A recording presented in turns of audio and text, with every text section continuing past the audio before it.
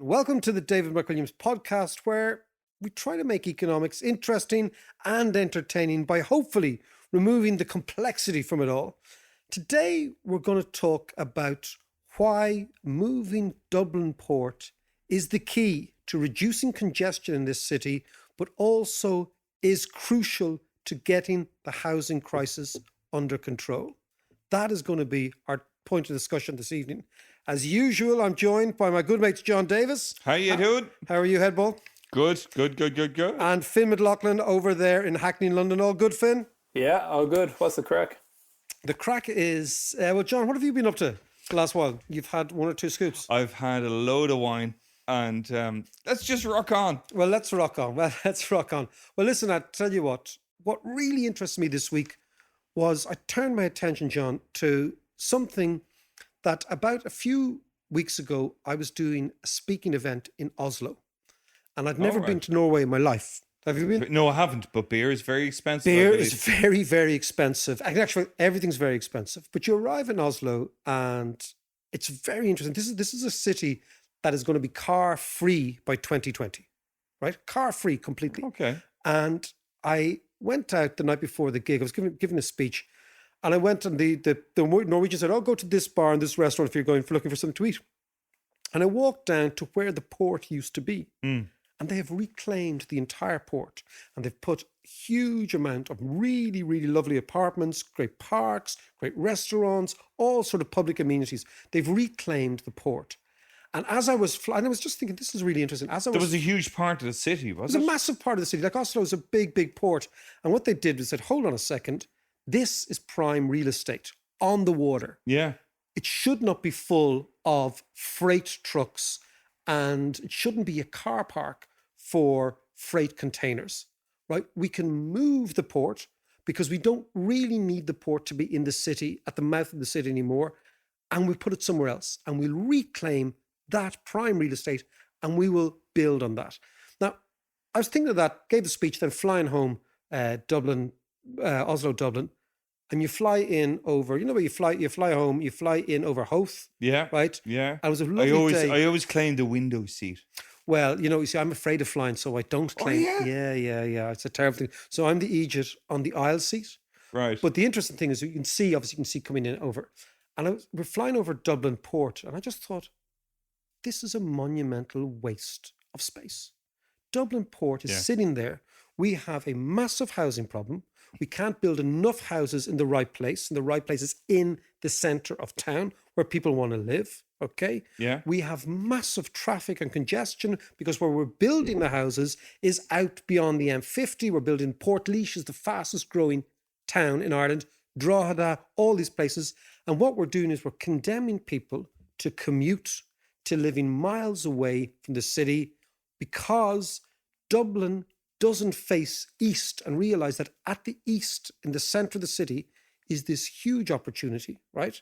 So we always face west. So rather than face towards the sea, Dubliners and Irish people in general have actually put our back to the sea, and we don't realize that Dublin Port is the single biggest potential real estate asset in the country, and we don't see it. And it's extraordinary. Amazing. And John, a third point is that great cities build great cities. And by that I mean that really good town planning and really, really good political leadership and visionary leadership builds great cities. So you think of the Dublin that we live in, the Dublin that tourists come to. Yeah. You think of O'Connell Street, you think of the Quays, you think of Dame Street, you think of Trinity College, you think of the Bank of Ireland building, you think of all these buildings. Yeah, all the hotspots, yeah. All Georgian Dublin, it was all built in 60 years. It was built as a new city. So the Dublin that we think is old Georgian Dublin was entirely constructed. It was built really quickly and it was built to last. Really? So the Georgians built a beautiful city between about 1720 and about 1790. And that was it. That's when the Dublin we know was built. So what I'm saying is great cities driven by a need, which in our case is congestion and a housing crisis, build great cities. Yeah. So I think we could build a new Dublin on the water. and facing the water, maybe even engaging the best architects in the world to come up with really good plans, taking the mistakes we've made in Ireland, which is far too much congestion, far too many suburbs, far too many people, and saying, what is best practice in building a new city? So, for example, I was reading this book by Jane Jacobs, who's a Canadian kind of economist, urban economist. And she wrote a great book called The Growth and Decline of Great American Cities. And she writes about what she would regard as a great city. But my point is, I'm not an expert in this, but somebody else is an expert. So we could all do this. And that's what struck me. And that's what we're going to talk about this week. Yeah, that's really interesting, Mac, because I love northern Spain. It's an amazing place. I go walking there, did the Picos. It's fantastic. But the one city I ended up in was Bilbao. And Bilbao was the port town in northern Spain. And in the last 30 years, they have completely changed it. Essentially relocated the industrial side of the port town and rebuilt the whole docks there. So it's turned into a real hub of activity. Now they have the Guggenheim Museum. They've the beautiful walkways and lots of affordable housing. But it struck me that why isn't Dublin doing that? Because the docks seem like a perfect place to reinvent Dublin in many ways. The other thing is that I see that Cork has... Even Cork. I mean, if Cork if Cork has done it. Yeah. But you're right, Cork has done it. But not only Cork, John. Barcelona, Oslo, London, Genoa, all these cities, Copenhagen, all these great cities, Bilbao, have said, hold on a second, let's use the land a bit more cleverly. And as you said, you saw it working there. Yeah. Well, it works really well in Bilbao. It's a fab city now. It's a really fab city. But what are the economics behind all this? Okay, so lots of other cities are doing it. Most modern cities are saying, hold on a second, the port doesn't need to be at the mouth of the river because there's no trade done in rivers anymore. In the old days, you had the port at the mouth of the river where it met the sea. That's where you had it because all the ships went up and down the trade route. That was the river. Yeah. The Liffey is not used for anything, okay? So the idea is there's no compulsion anymore to use it. The economic arguments are twofold. One is what I would call sort of the essential housing market issue. We have a housing crisis, okay? We need to build lots and lots of houses.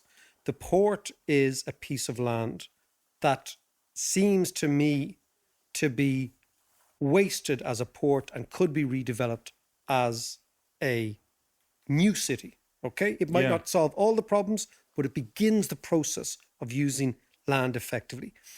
The third issue is that the cost of relocating the port, i.e. the cost of buying land up the coast, either in Drogheda or further down in Arklow, and building deep water ports there, new ports, like other countries have done, is a fraction of what the state would get. The state owns all this land. Dublin Port is a public company, would get for selling land to private developers with the stipulation they have to build social housing, whatever.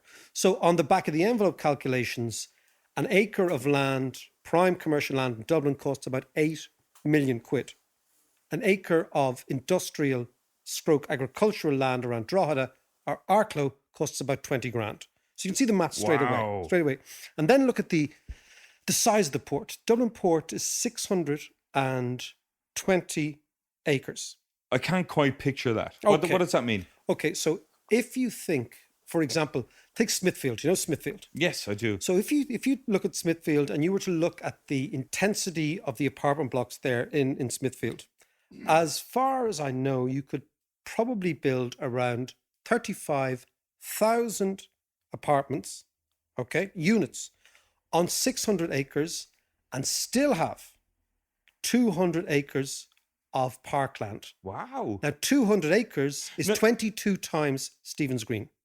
Okay, so when you're talking about building apartments, are they little cubby holes or are they proper houses? Well, I mean, there's no reason that we can't learn from the best and build proper houses. But you know what I want to do? I want to talk to Finn because he's done lots and lots of research on the numbers.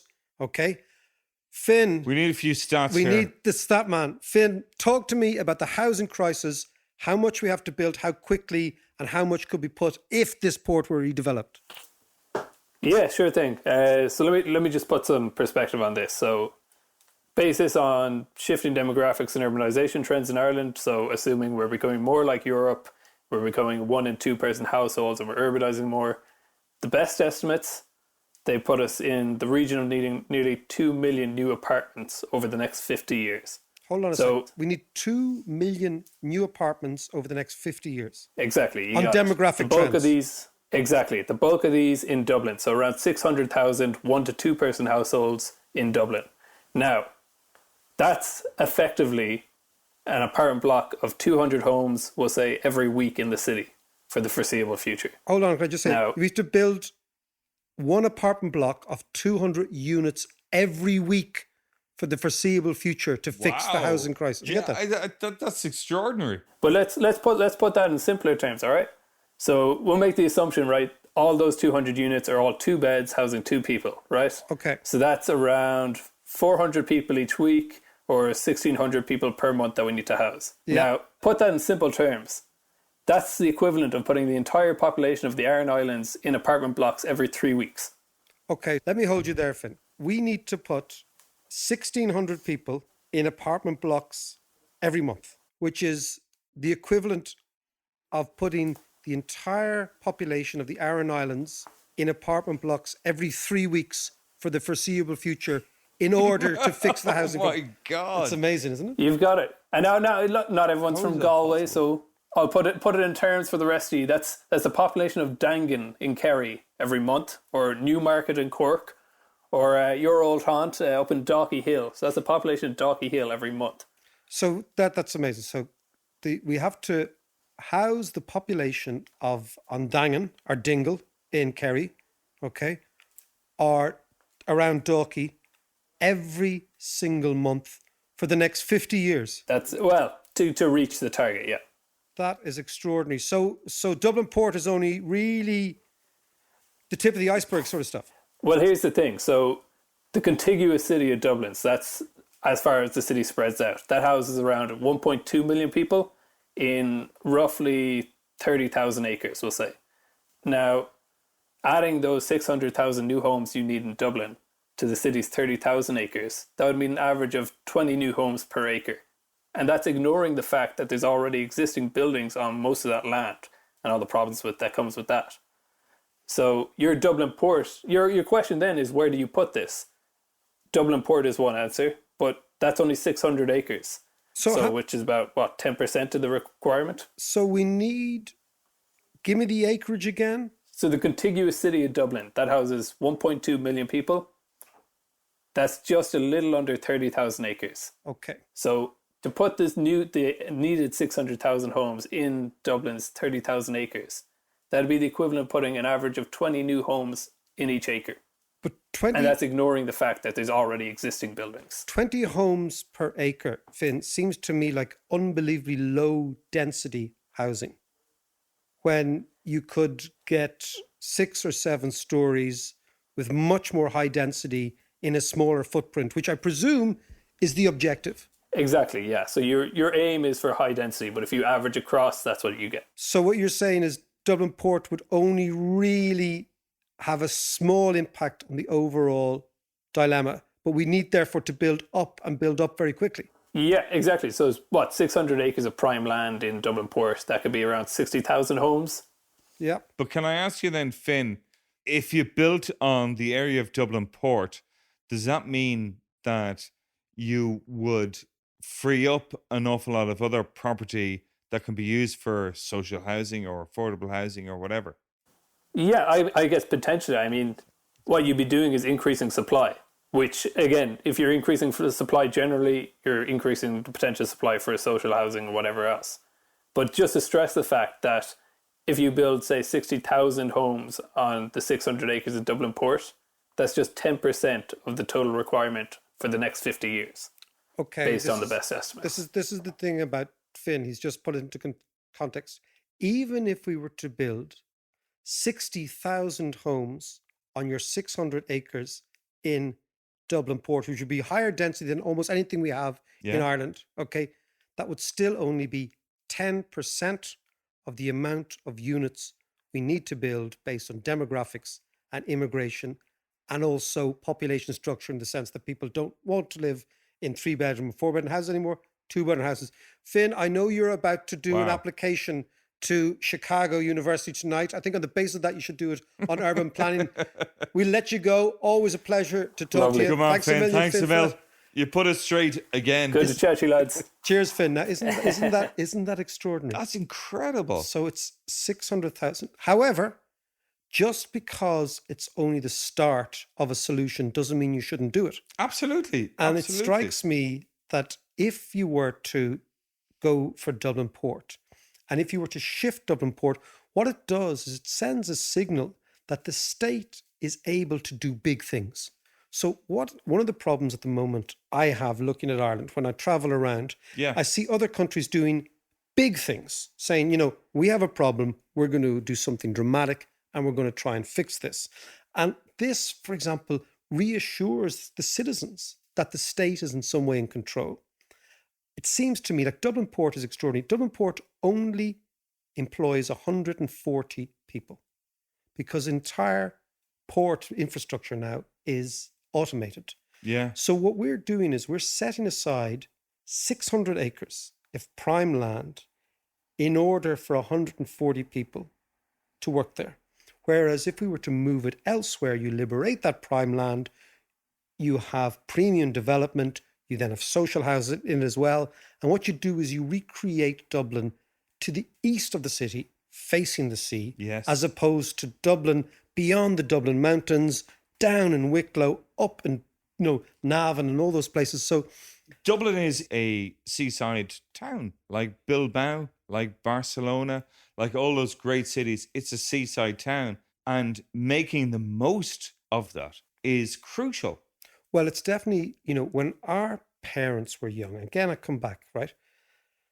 Living by the sea, it was cold, it was wet, it was salty, and only the very poor and the very rich lived by the sea. Okay, Yeah. the very rich because they could live in big, big houses. Yeah, okay? well, Sea Point and Black Dalkey Rock and all those places, Dalkey yeah, and and all the way Hopeful. out to and Greystones. They were all the prod areas. Which they were actually, they were. Yeah. And that therefore only the very rich and the very poor Yeah. live by the sea. Whereas now with changes in architecture, with changes in insulation, with changes in building materials, everybody, the most expensive places, not in Ireland, everywhere, in the United States, in Canada, are those with a waterside view. Yeah, And what we do in Ireland is we turn our back on that and we build out in Rathout and Navan and Portlaoise rather than right here in the city.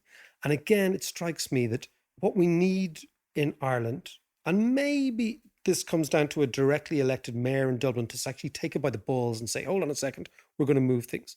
And what we have rather than that is we have piecemeal development, no real plan, Dublin Port successfully lobbying the government not to do anything, okay? And ultimately then the state not being able to come to grips with the intensity, the enormity of the problem and doing this, don't worry, we'll do this little bit here, this little bit there. And all the time, I'll come back all the time, Irish workers and young families suffer by paying crazy apartment prices and rents and housing prices in a country where they shouldn't be. Because if you think about it, although we need enormous amounts of infrastructure put in, Ireland is still, it enjoys the fact that we're almost the least populated, densely country in Europe. So there's a cost to all this, John. There's a cost to doing nothing. And it's not just the states and the way the politics goes. There's a cost, and that cost is borne by Irish workers. Let me ask you this though. On the flip side of it, if you freed up this 600 acres of land on the seafront, prime real estate, does that not become another realm of the elite? Well, it could do if you As opposed to it's a good question. the affordable housing that we're looking for, that we need at this stage. Why not build affordable? Look, the state owns the land, right? So the state has a choice. Do you sell it off to create a Dubai in Dublin, which would be a disaster? So what you're talking about is having a little Dubai in Dublin, Yes. which is posh and really ritzy and chicy and fancy restaurants, all that stuff, right? The choice is for the planners to say, hold your R. We're actually going to do the opposite. Remember I talked about the Jane Jacobs idea? That we're actually going to understand the fact that what makes great neighborhoods are actually different social classes. Yeah. That's what makes great neighborhoods. And what makes great neighborhoods are living streets, streets that are alive with people and public infrastructure and public goods. So it's up to us. We can choose. Now, lots of developers, if you left it to them, would love to make a Dubai in Dublin, right? You yank up the prices, cost a fortune, and as you said, a little elite ghetto Yeah. Yeah. of Googlers and JP Morgan workers Yeah. and all that. But why not use a combination of Google and Crumlin, of Google and Tala, and actually fuse it together so you have a planned city with different social classes. And of course, if people want private stuff and they look on the water, they pay for it. But equally, you have social housing, which gives Irish citizens of different social backgrounds the same access to the greatest resource we have in this city, which is the sea. Yeah. You see, on paper, it's a fantastic idea. And I think it's brilliant that, there is this huge scope for affordable housing and regenerating the whole city of Dublin. But what are the barriers there? I know there are unions and the logistics of moving everything north or south or wherever it is. What are the logistics well, there? obviously, a thing like this, again, I come back to the fact that George and Dublin, the core of it was built in 25 years. And between the canals, extended George and Dublin was probably built in about 60 years. Yeah. That's what cities do. Barcelona has moved. Copenhagen has moved, right?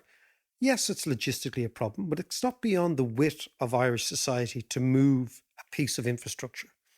Regarding the trade unions, one of the very interesting things about the port is how successful Dublin Port Company has been in terms of the ratio of employees to the amount of cargo. So you'd keep Dublin Port management in the job. You'd say, you guys have done such a good job. It's just going to have to be in a different place, right? So you wouldn't affect that.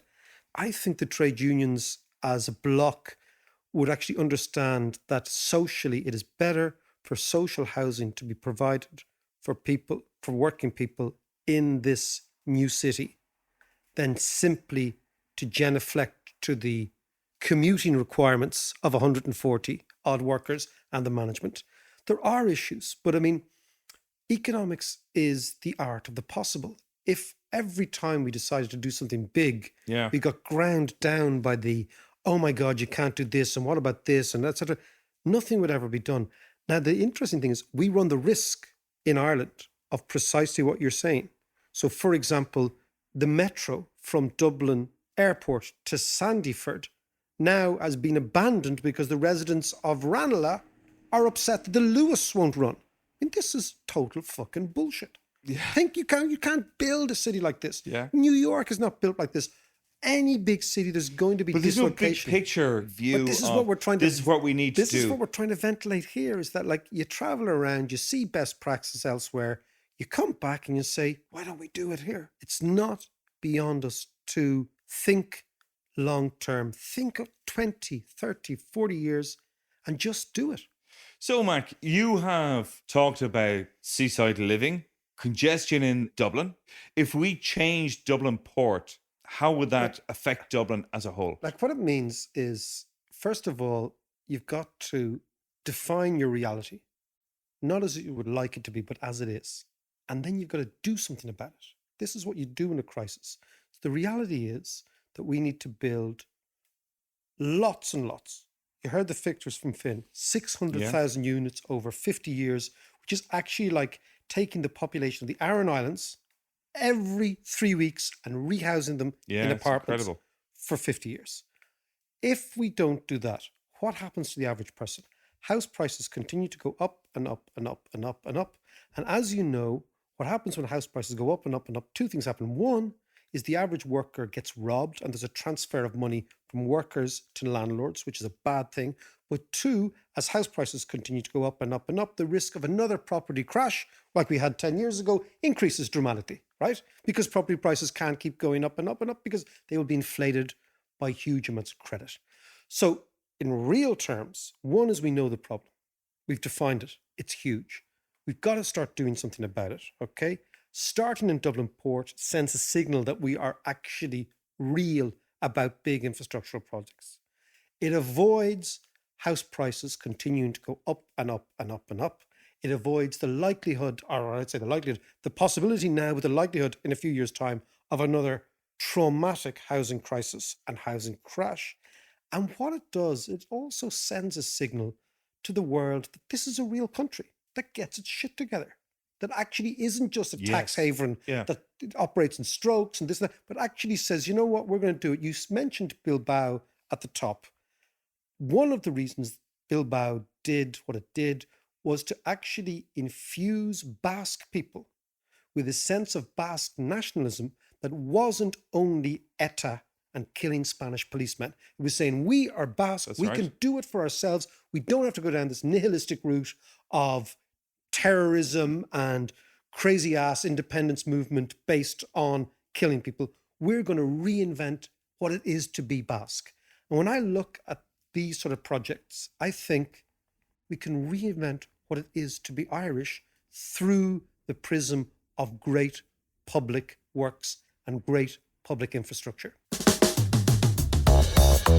Thanks so much for listening to the podcast. Now, if you like our content and you want to support us, please consider becoming a patron at patreon.com/David McWilliams. If you become a patron, you can unlock all sorts of interesting new content, interviews I'm going to be doing, ticket giveaways for those interviews, those conversations with really interesting people, experiences that you can't get anywhere else.